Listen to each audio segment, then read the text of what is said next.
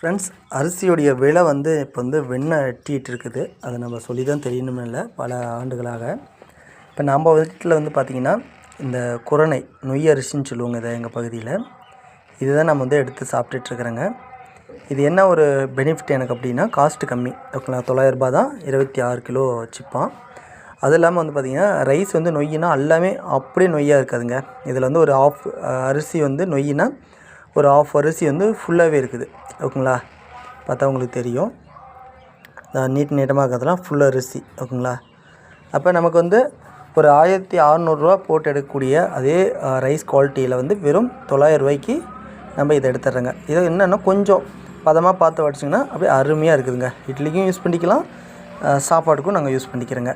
இட்லிக்கு வந்து பார்த்திங்கன்னா நம்ம ரேஷன் அரிசியோட இதை வந்து கலந்து யூஸ் பண்ணிக்கிறோங்க. இதுதான் நம்ம பெரும்பாலும் காசு இருந்தால் ஏதோ நோம்பி சமயத்தில் மட்டும் நல்ல அரிசி நல்லா நீட்டாக எடுப்போங்க. மற்ற டைம்